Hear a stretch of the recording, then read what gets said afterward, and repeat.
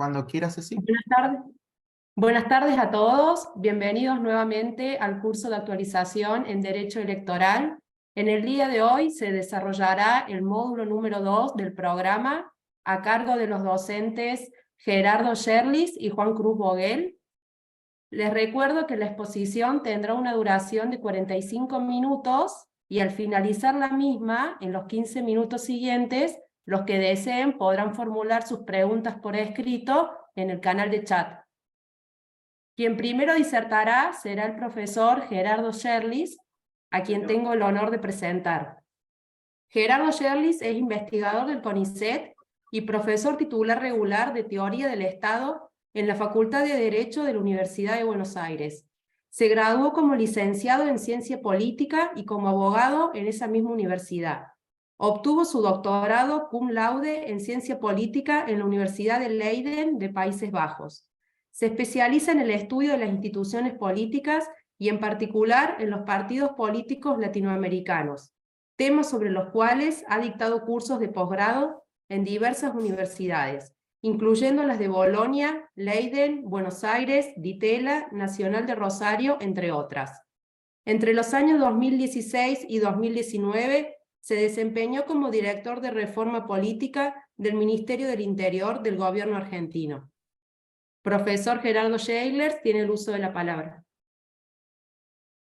Hola, muy buenas tardes a todas, a todos. Gracias, Cecilia, por la presentación.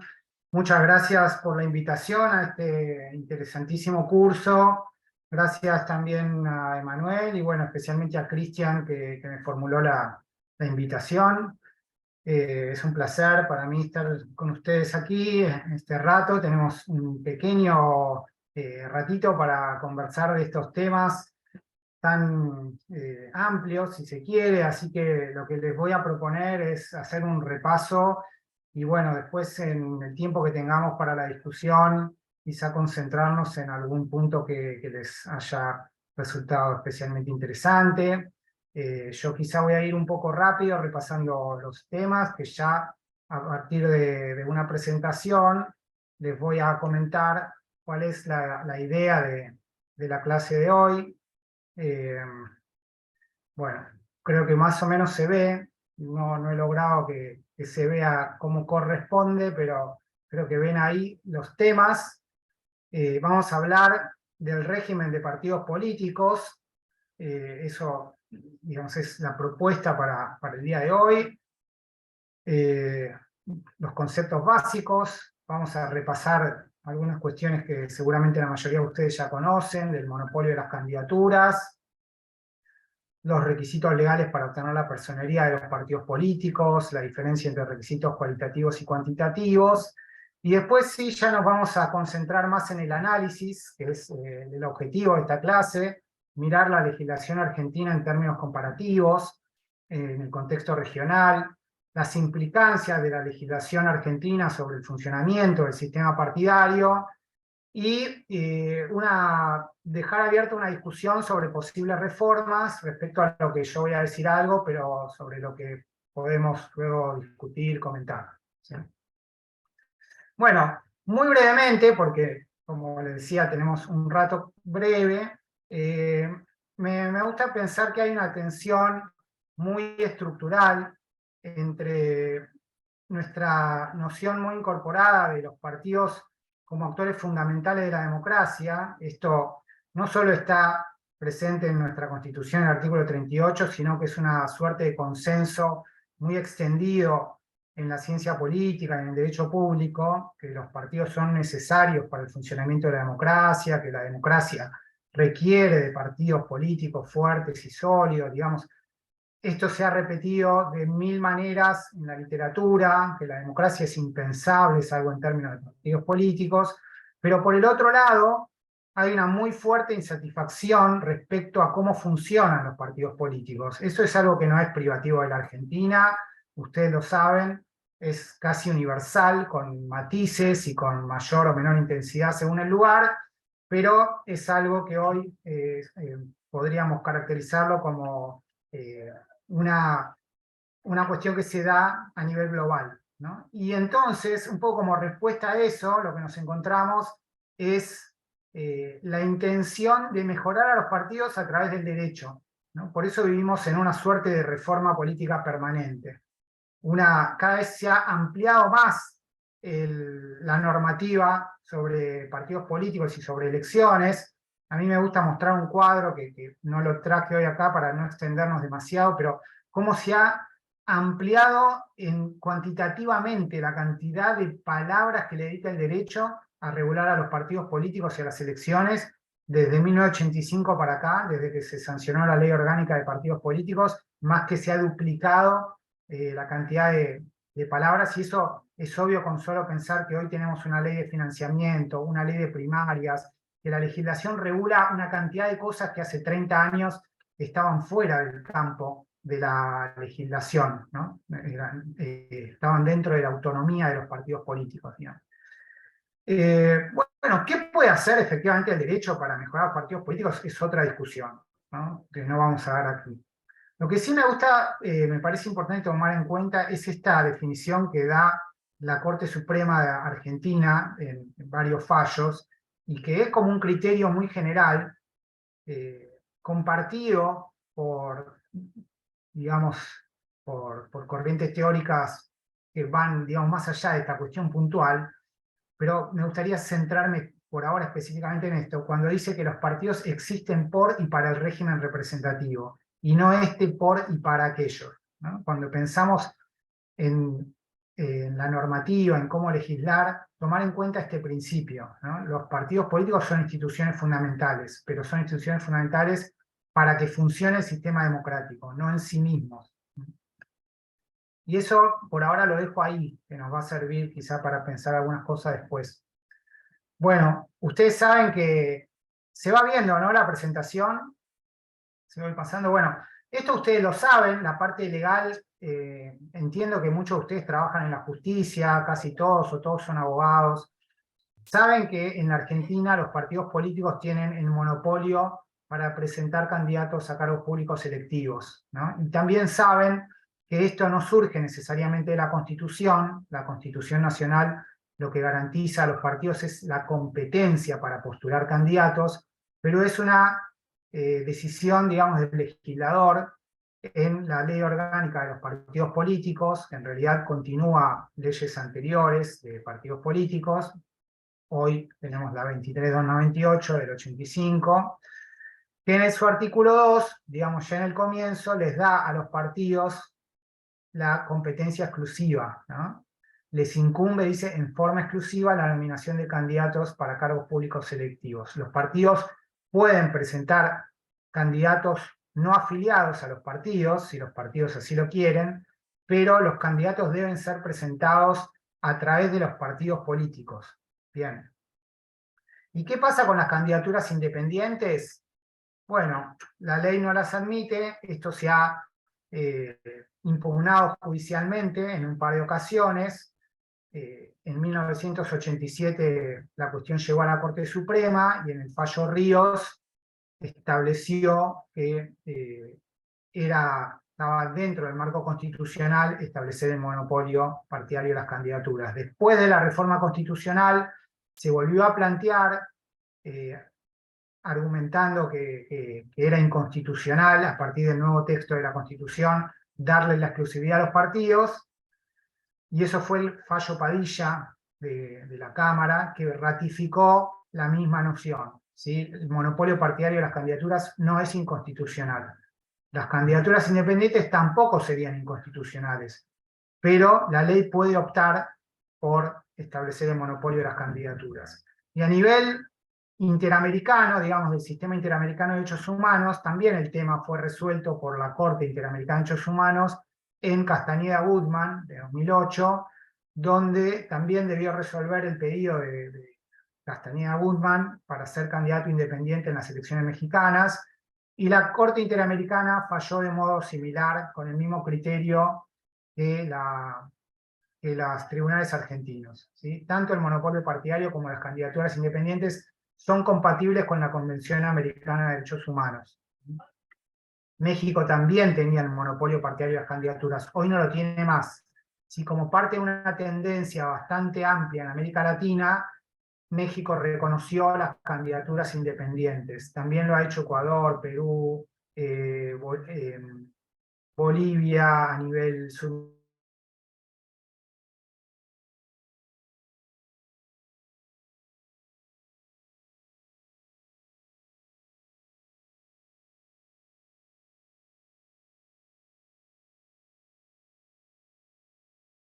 Sin un partido político. Lo que sí, pero en materia de otro análisis, es que cada vez más los partidos son estructuras que se mantienen legalmente cumpliendo los requisitos, pero en realidad recurren a candidatos que vienen por fuera de los partidos para presentarse a la candidatura presidencial. Ahora estaba viendo que en agosto hay elecciones en Ecuador y el fenómeno es muy claro, ¿no? Los partidos establecidos no tienen candidatos y los candidatos no tienen partidos. Entonces se produce esta coordinación por la cual los partidos le prestan su estructura legal a figuras que vienen de otros ámbitos, del empresariado, de los medios de comunicación, para que puedan presentar sus candidaturas. Creo que es un fenómeno al que hay que prestar atención desde el punto de vista jurídico, porque el derecho tiene que prestar atención también a lo que viene ocurriendo, más allá de lo que le gustaría que ocurra. Bueno, esto para conversar después. Bien, el régimen de partidos en Argentina, ustedes lo conocen, seguramente mucho mejor que yo, ¿no? Pero repasémoslo brevemente. Tenemos básicamente en la ley nacional dos tipos de partidos: el partido de distrito y el partido nacional, que están regulados por la ley 23.298, la ley orgánica de partidos políticos. El partido de distrito postula candidatos a diputados y senadores nacionales, y el partido nacional únicamente postula candidato a presidente y vicepresidente de la nación, ¿sí? El partido de distrito es reconocido por el juez federal de cada distrito, obviamente, y el partido nacional se inscribe ante el juzgado federal con competencia electoral del distrito de su fundación.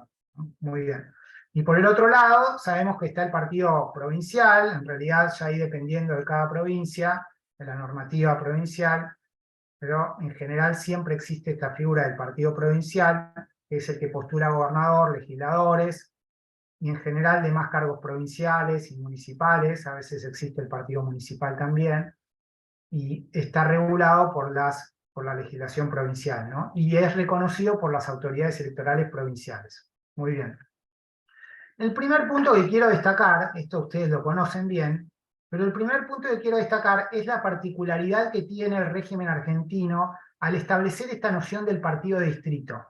Esta idea del partido de distrito con la que ustedes conviven, si ustedes trabajan en un juzgado federal con competencia electoral, en la Secretaría Electoral sobre todo, si trabajan en la Cámara Electoral, bueno, o si son abogados, apoderados de partidos, o si son políticos partidarios, conviven con esta idea, como si fuera, digamos, esto me ha pasado muchas veces, tratar con abogados o con funcionarios judiciales, que les parece como obvio, es la manera en la que el mundo existe. Bueno, esto no es así, digamos. La idea del partido de distrito es completamente excepcional. ¿En qué sentido es excepcional? Es excepcional que exista un partido reconocido únicamente en un distrito, porque básicamente el partido de distrito tiene reconocimiento en el distrito, por más que forme o no parte de un partido nacional, y que postula candidatos al Congreso Nacional. Bueno, digamos, ustedes me dirán, pero esto es obvio, es por el federalismo. No necesariamente, ¿sí? Sí, es derivado del federalismo argentino, pero es una característica particular, específica y excepcional, diría yo, en el marco comparativo del federalismo argentino. ¿Y cómo es en otros lados? Es diferente, ¿sí? En Brasil, quizá un caso extremo, pero un país obviamente también federal, el gigante federal de la región, en realidad solo se admiten partidos nacionales, ¿sí? No hay un partido de Pernambuco y un partido de Río de Janeiro y un partido de Río Grande do Sul, ¿sí? Los partidos tienen reconocimiento nacional, tanto para presentar candidaturas nacionales como candidaturas estaduales o municipales, son partidos nacionales. ¿Y cómo es en México, digamos, el otro gran país federal de la región? Bueno, es un régimen más, si se quiere, de sentido común. Los partidos nacionales presentan candidaturas para los cargos nacionales, para presidente y para el Congreso Federal, diputados y senadores. ¿Y no hay partidos estaduales? Sí, los hay. Pero los partidos estaduales solo participan en las elecciones para los cargos estaduales, ¿sí? Para gobernador de Michoacán, para la legislatura de Quintana Roo, ¿sí? Para la gobernación del Estado de México.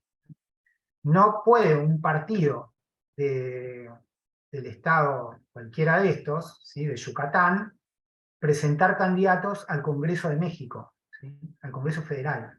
Por lo tanto, lo que uno encuentra en el Congreso Federal de México son diputados y senadores de los partidos nacionales, ¿sí? No hay diputados que vienen de partidos estrictamente estaduales, ¿sí? Esa es una particularidad muy argentina, ¿sí? Muy argentina, por lo menos en el contexto latinoamericano. Primer punto para que tengamos en cuenta o para una discusión.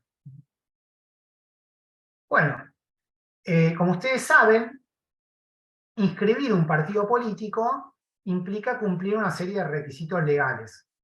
Y estos requisitos, la doctrina suele diferenciarlos entre cualitativos y cuantitativos, ¿sí?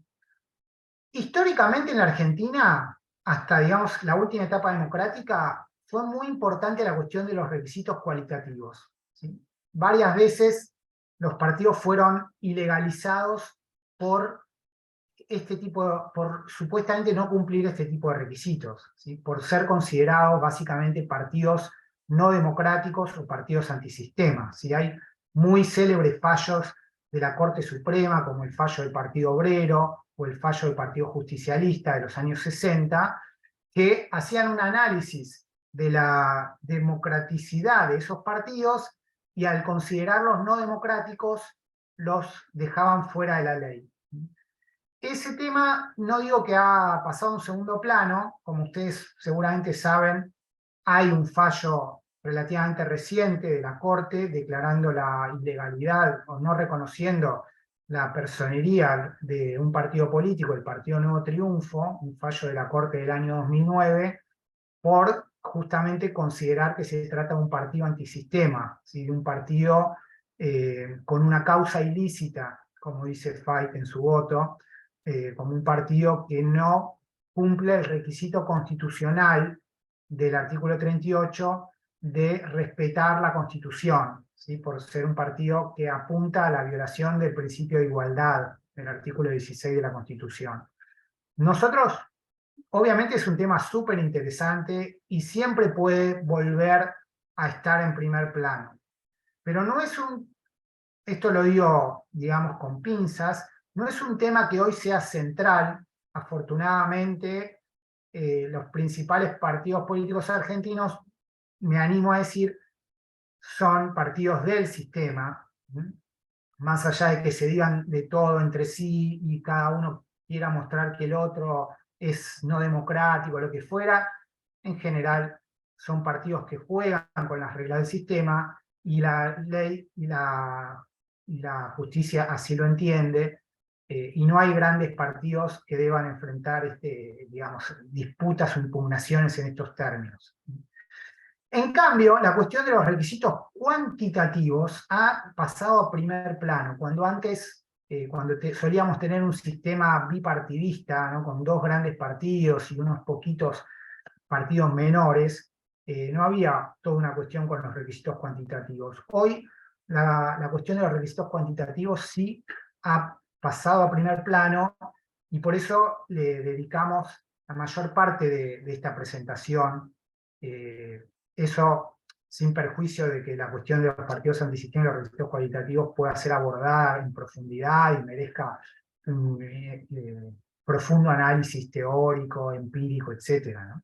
Pero nos vamos a dedicar más bien a la cuestión de los requisitos cuantitativos por los argumentos que he intentado mencionar brevemente recién. Bueno, la legislación establece requisitos de representatividad para obtener el reconocimiento jurídico. ¿Cuáles son? Estimo que la mayoría de ustedes los conoce, los vemos muy brevemente.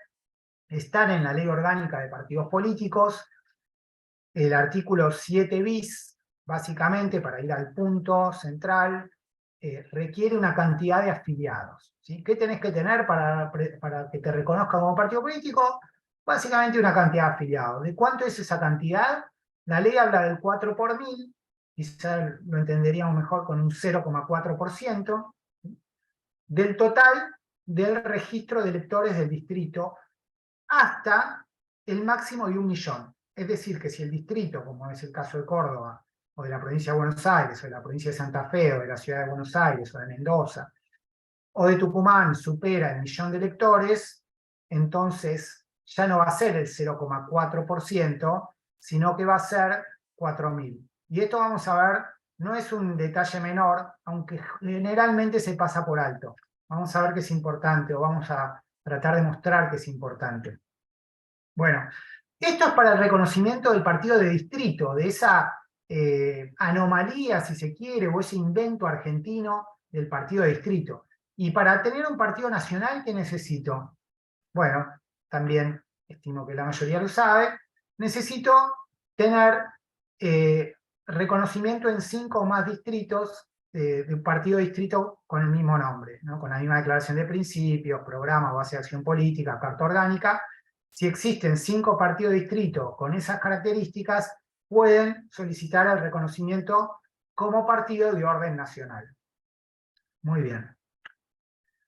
¿Y qué necesito para mantener, digamos, el partido? También es un requisito cuantitativo, ya no para el reconocimiento, sino para obtenerlo, sino para mantenerlo, ¿no? Es lo que a veces en ciencia política en conjunto se llama los costos de formación y mantenimiento de partidos políticos. Bueno, eso está en el 50 de la ley orgánica.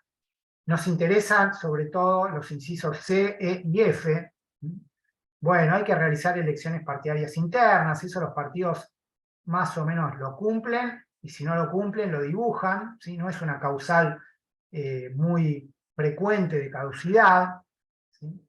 No presentarse a 2 elecciones nacionales consecutivas, bueno, a veces ocurre, pero fácilmente los partidos podrían presentarse, pero las causales cuantitativas más importantes pasan por el inciso C, no alcanzar en 2 elecciones nacionales sucesivas el 2% del padrón electoral del distrito que corresponda, o, inciso E, no mantener la afiliación mínima, ¿sí?, prevista, la de los 4.000 afiliados o el 0,4%, no mantenerla. Esto se revisa supuestamente en febrero todos los años. Y en el caso de los partidos nacionales, no mantener los 5 partidos de distrito necesarios. Bueno, la Cámara Nacional Electoral suele presentar un informe de cuáles son las causales de caducidad más habituales y tienen que ver con estas, ¿no? Los partidos de distrito, no mantener la afiliación mínima o no alcanzar en 2 elecciones. Sobre todo no mantener la afiliación mínima. Porque el tema de las 2 elecciones nacionales, muchas veces, lo vamos a ver un poquito más en profundidad en unos minutos, los partidos que hacen, los partidos más pequeños, se presentan dentro de una alianza con partidos mayores. Y de esta manera, algo que la ley originalmente no previó, porque las alianzas no eran tan comunes, hoy, como ustedes saben, la mayoría de los partidos se presenta elecciones dentro de una alianza, y los partidos más chicos logran sortear este obstáculo yendo dentro de una alianza. Los votos que obtiene la alianza valen para todos sus integrantes. Y por lo tanto no es tan frecuente perder la caducidad por no alcanzar el 2%. Bueno. Esta legislación no ha tenido mayores inconvenientes en términos digamos, su constitucionalidad, si bien ha sido impugnada varias veces. Yo sugerí ahí algunos fallos que no tienen, digamos, mayor complejidad. Básicamente, ¿qué dice la jurisprudencia? Acá tomé una frase que suelen repetir los jueces de cámara en muchas de los fallos donde se impugnan algunas de estas disposiciones legales, y lo que dicen los jueces es que todo el sistema de la ley 23.298 está fundado en la representatividad de los partidos como condición de su existencia legal, lo cual encuentra fundamento en la necesidad de evitar aquella dispersión de voluntades aisladas, que es ineficaz para ejercer influencia en la formación de la voluntad del Estado. Y esto se suele reiterar. Entonces, hay un criterio que es la representatividad. Los partidos, ¿por qué no puede cualquier grupo de personas, 5 o 10 que se juntan, tener un partido político y la ley les exige tener cierta representatividad? Esto puede ser motivo de debate, pero creo que podemos volver a aquella frase inicial donde leíamos que los partidos existen por y para el régimen representativo y no el régimen representativo para los partidos políticos. ¿Sí? Los partidos políticos sirven al régimen representativo cuando ofician de canales de representación política. Hay un fallo de corte donde Petracchi habla de la claridad electoral como valor jurídico. ¿Sí? Es un voto disidente de Petracchi, en realidad se explaya para plantear esto, ¿no? Por un lado está la libertad de formar partidos políticos, pero la claridad electoral, que va también de la mano de su representatividad, es un factor, un valor jurídico a considerar. Y la dispersión de las voluntades aisladas resulta ineficaz para el régimen representativo, ¿no? Por lo tanto, es constitucional poner una valla, un umbral mínimo de representatividad. Sabemos también que los partidos políticos, con su reconocimiento, obtienen una serie de prerrogativas, ¿no? Desde financiamiento público, acceso a los medios de comunicación, exenciones impositivas, bueno, dinero para la impresión de boletas. Por lo tanto, resulta razonable requerir cierto grado de representatividad para otorgarles todos esos beneficios. Pero esto igualmente puede ser discutido, ¿no? de acuerdo a la perspectiva que uno adopte. Bueno, ¿cuántos afiliados se requieren para contar con un partido nacional? En realidad, la ley argentina no lo plantea de ese modo. ¿Sí? Nunca habla de una cantidad de afiliados para tener un partido nacional. Habla de cantidad de afiliados, de porcentaje de afiliados, para tener un partido de distrito. Y el partido nacional surge, como veíamos, a partir de la unión de 5 partidos de distrito.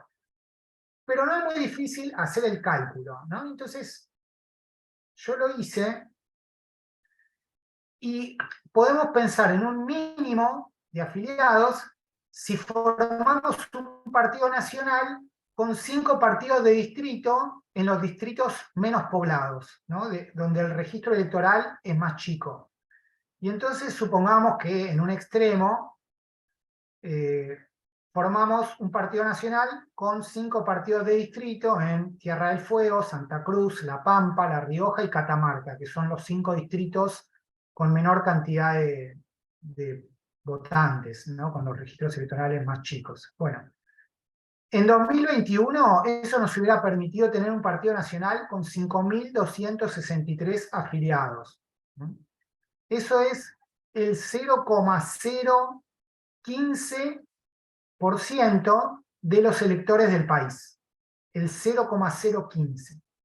Pero si vamos al extremo opuesto, si decimos, bueno, y si formáramos 5 partidos de distrito en los distritos más poblados, en la provincia de Buenos Aires, en Córdoba, en Santa Fe, en la ciudad de Buenos Aires y en Mendoza, bueno, serían 4.000 afiliados en 5 distritos, serían 20.000 afiliados.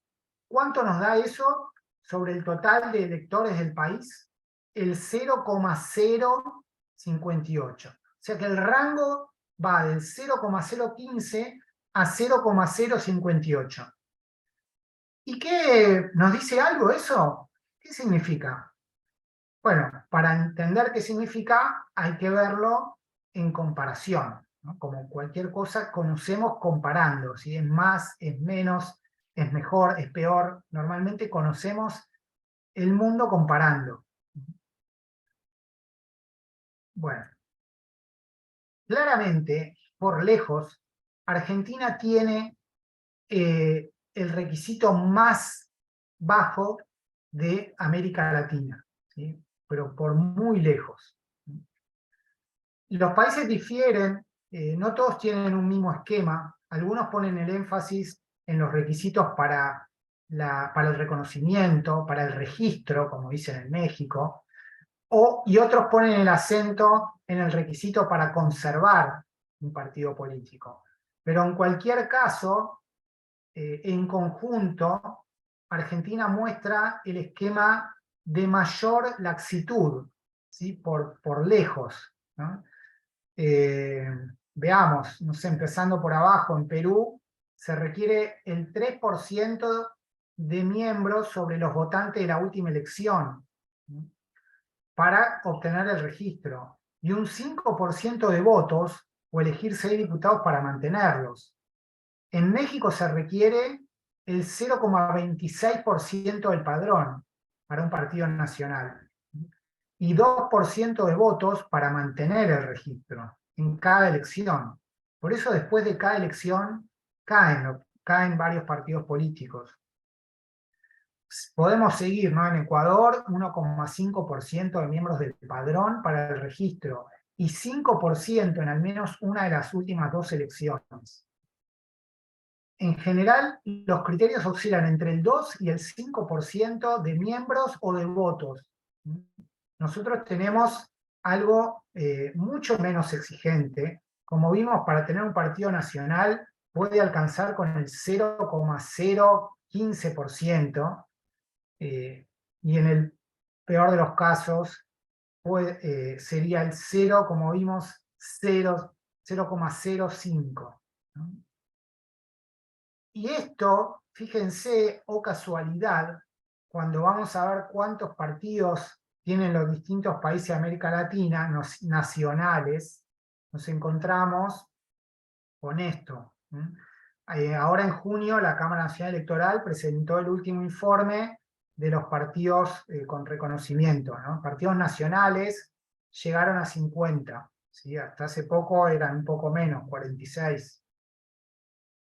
Comparemos con México, que tiene 7, con Panamá, que tiene 9, Uruguay 11, Bolivia 11, Perú 12, El Salvador 12, Colombia 13, Honduras 14, Chile 15, Ecuador 17, Brasil, que supuestamente es el paradigma de la fragmentación partidaria, efectivamente tiene un número muy alto, 32, y nosotros tenemos 50 partidos políticos nacionales y cerca de, como saben, 700 partidos políticos de distrito, lo que da un promedio de alrededor de 30 partidos por distrito. Pero, ¿este promedio es igual en todos los distritos? No, no es igual. Y en un trabajo que nosotros sugerimos que lean para la clase de hoy, tratamos de ver por qué hay tanta diferencia en el número de partidos entre los distritos de Argentina. Y encontramos algo que nos pareció interesante, y es precisamente que el factor que mejor explica la diferencia en el número de partidos por distrito es la diferencia en el requisito.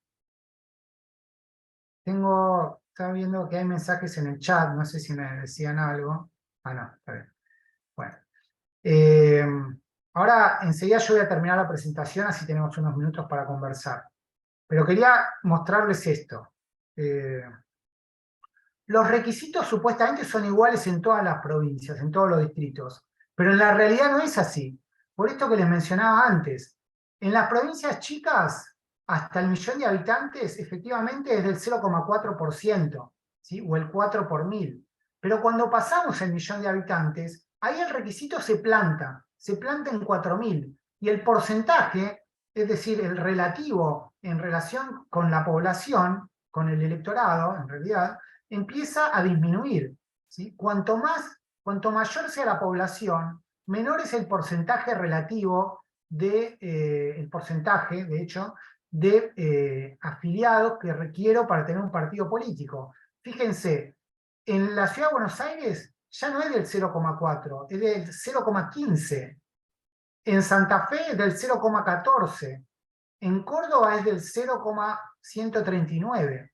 Y en la provincia de Buenos Aires es del 0,03. O sea, es 10 veces menos, en realidad, por más que el número sea mayor, en la provincia de Buenos Aires necesito 4.000 y en Chubut necesito 1.700.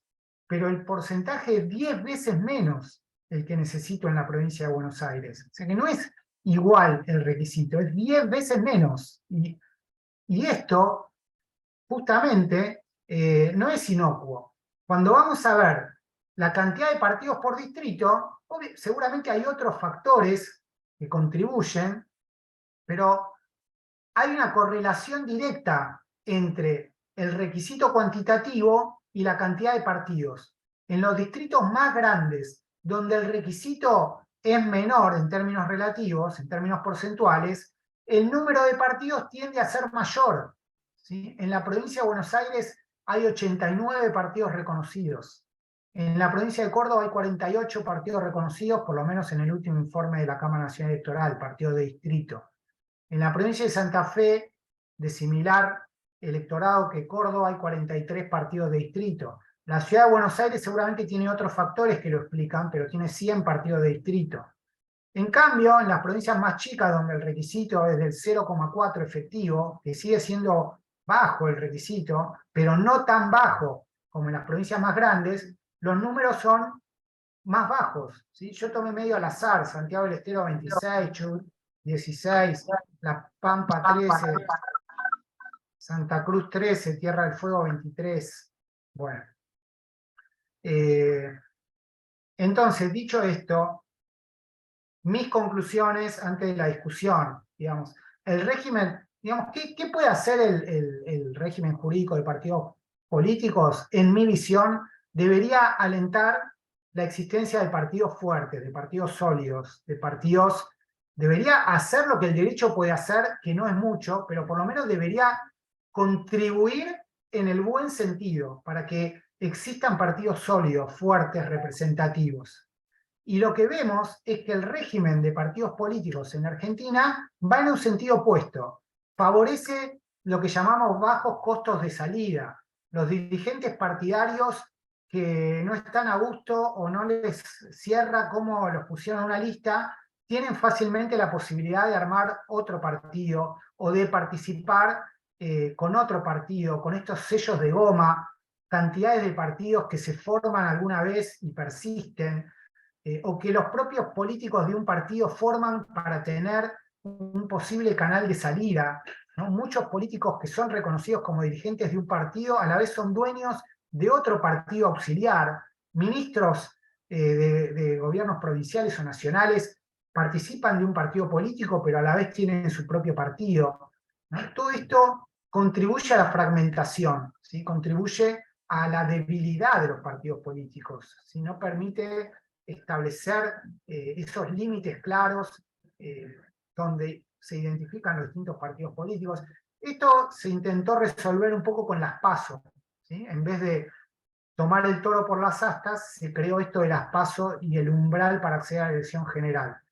¿Por qué fue eso? Bueno, en realidad por digamos, lo último que voy a decir antes de terminar, que es que si bien hay un consenso de los expertos en general, expertos me refiero a funcionarios judiciales, académicos, apoderados partidarios de los partidos más grandes, respecto a la necesidad de establecer condiciones más estrictas, a la vez hay una falta de voluntad política o dificultad política para llevar adelante reformas de este tipo, ¿sí? Entonces se busca resolver el problema a través de mecanismos diversos, como por ejemplo las PASO, que buscaron en realidad en gran medida esto, ¿no? Poner un dique a la salida de los dirigentes, salir por afuera, pero también hay una fuerte falta de consenso respecto a cómo instrumentar estas reformas.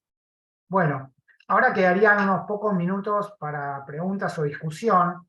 Yo dejaba acá algunas cuestiones para la discusión probable, digamos, cuando se discute sobre posibles alternativas, algunos hablan de elevar el número de distritos para tener un partido nacional, por ejemplo, esto se lo he escuchado varias veces a Alejandro Tulio, que creo que estuvo con ustedes la semana pasada. Otros hablan de elevar el número de afiliaciones para obtener reconocimiento en cada distrito. Otros hablan de elevar el número de votos para conservar la personería. Otros piensan en medidas como las que se tomaron en algunos países de América Central, donde si los partidos van en alianza, aumente el porcentaje requerido según la cantidad de partidos que participan en una alianza. Yo también tiendo a pensar que el criterio de las afiliaciones es algo un poco viejo, obsoleto, ¿sí? Los ciudadanos no tienden a afiliarse en partidos políticos, y pensar que la representatividad de los partidos políticos viene dada por cuántos afiliados tiene es un poco no prestar atención a la realidad, ¿no? La representación hoy no se da tanto en afiliaciones, pero bueno, son temas para el debate. Yo termino acá, para los que hayan llegado y me hayan acompañado en esta presentación que buscó ajustarse a los 45 minutos. Bueno, les agradezco y quedo abierto a una discusión, preguntas, comentarios. Bueno, gracias. Voy a cerrar la presentación.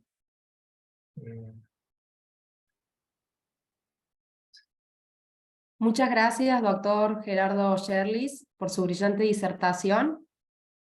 A continuación, ¿alguien desea formular alguna pregunta? ¿Yo puedo formular? Sí. Sí, adelante. Hola, buenas tardes. Te pregunto esto último que planteaste como posibles alternativas, el replanteo de los requerimientos de las afiliaciones, es decir, la idea de eliminar como requisito las afiliaciones, morigerarlas en cantidad, ¿cuáles serían esas alternativas? Lo viste bien, Nicolás. La verdad que ahí tengo más dudas que certezas. Lo que creo ver es que el concepto de afiliaciones fue muy válido en cierto tiempo, ¿no? En el 83 la gente fue a afiliarse masivamente, el radicalismo y el peronismo tenían cientos de miles de afiliados y otros partidos menores también. En cambio, lo que observo hoy es que quienes tienen recursos financieros o tienen vínculos con alguna organización, como puede ser un sindicato, lo que fuera, consiguen esas afiliaciones requeridas, y quizás figuras políticas que tienen cierta representatividad no pueden conseguir 4.000 personas que digan yo quiero ser parte de un partido político, porque esa idea de los ciudadanos siendo miembros, como se pensaba antes, ¿no? De la cuna a la tumba, como que una parte de un partido político, yo soy radical, yo soy peronista, eso casi no existe más, digamos. Y pensar que eso puede volver es ridículo, digamos. La sociedad ha cambiado, ¿no? No es que vamos a volver a esa etapa. Entonces creo que tenemos que ser también con criterio y responsabilidad, pero ser también imaginativos. Probablemente pueda haber una figura política, y no estoy hablando de candidaturas independientes, pero que quizá pueda reunir, no sé, una gran cantidad de apoyos ciudadanos, pero que no sean afiliarse a un partido político, ¿no? Habría que pensarlo, pero que eso le permita quizá presentar una candidatura. No lo tengo muy claro, justamente lo dejé ahí al final, más como pregunta que como solución. No tengo una respuesta para eso, o lo podemos pensar. Pero sí tiendo a creer que pensar solamente en subir el número de afiliados no nos va a resolver el problema, porque ya sabemos cómo se consiguen los afiliados hoy en general. No pasa por la representatividad de un candidato. No. ¿Quién va a firmar hoy esos 5 cartones que además requiere la práctica argentina, ¿no? También podría ser algo digitalizado, en fin, eso ya son cuestiones menores. Pero comprometerse a eso de las 5 fichas, me parece que es para pensarlo, por lo menos.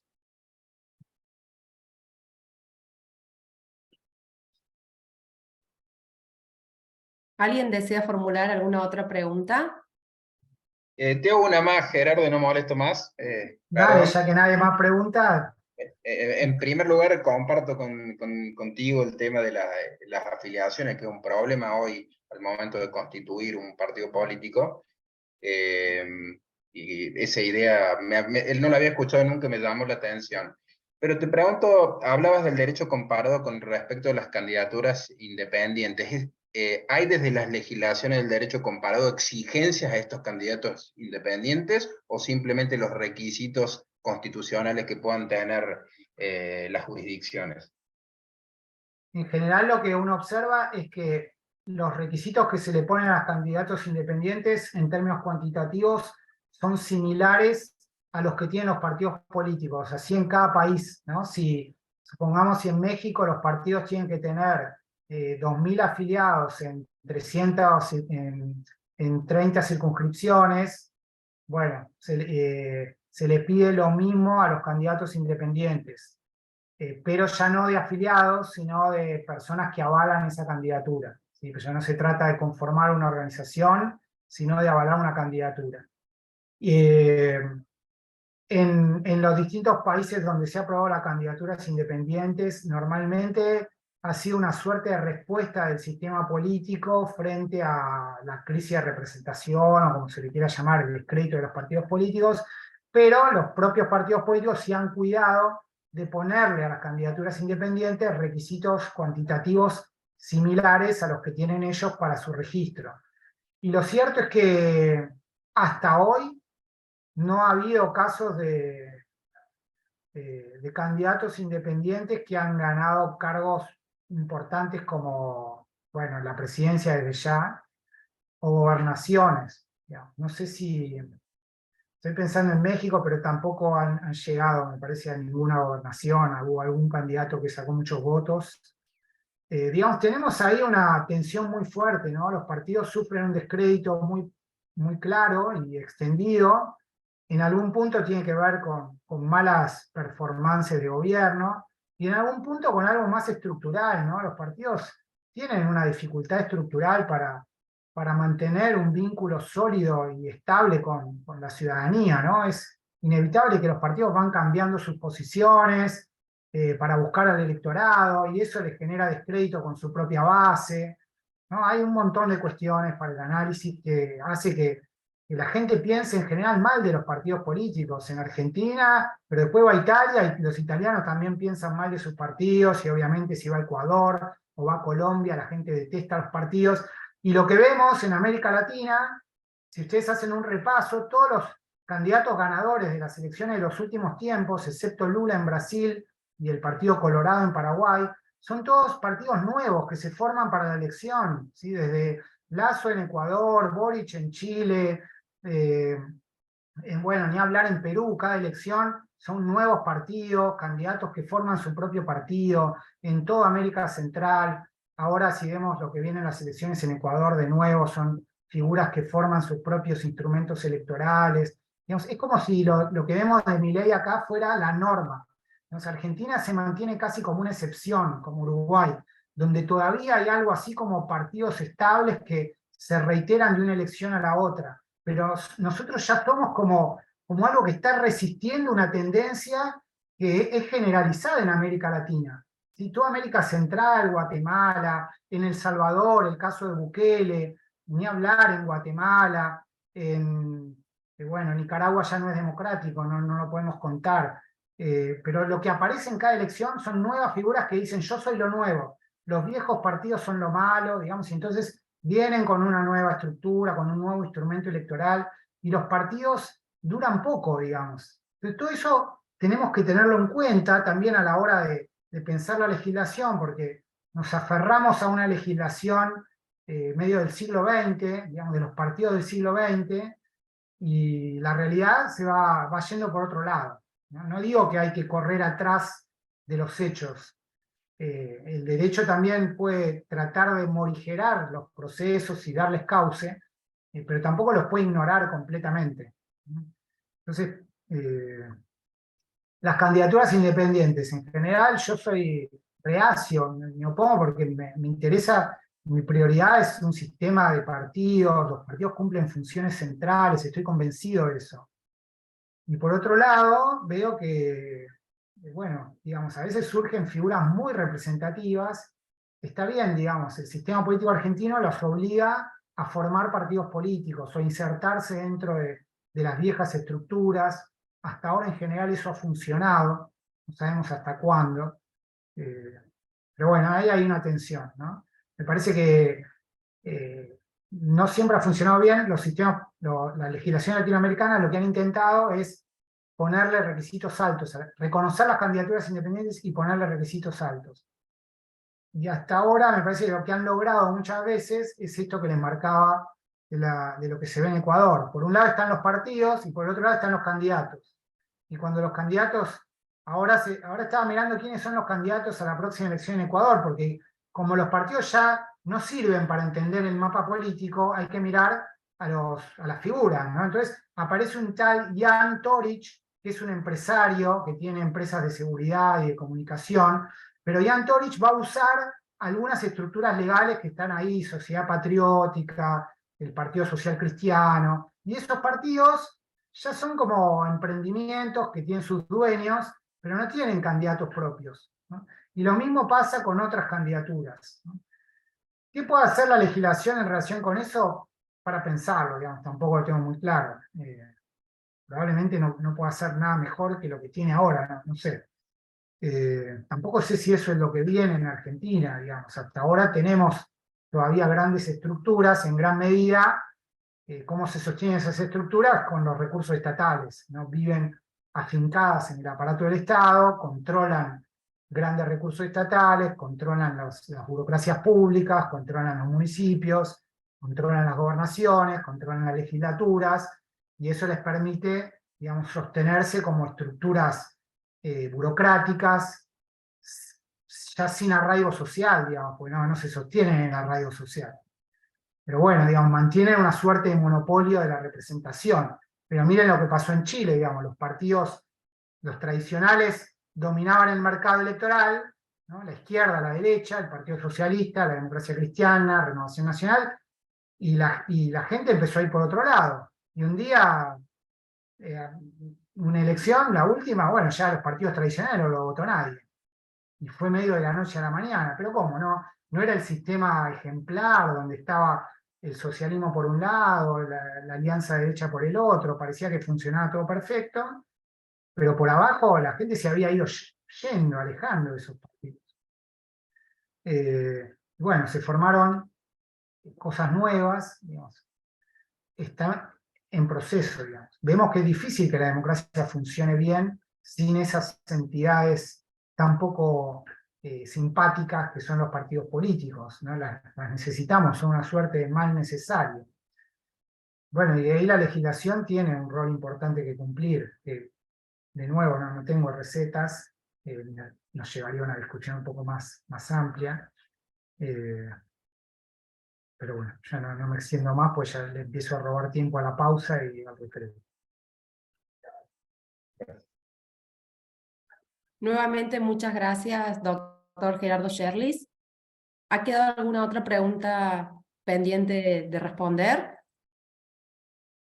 Bueno, si no es así, a continuación haremos una pausa de 10 minutos y una vez finalizada la misma, seguiremos con la segunda clase del módulo 2, los partidos políticos y su reconocimiento, a cargo del doctor Juan Cruz Juárez Boguel. Bueno, de mi parte muchas gracias y cualquier cosa siempre me pueden escribir o quedamos en contacto por cualquier cuestión. Gracias.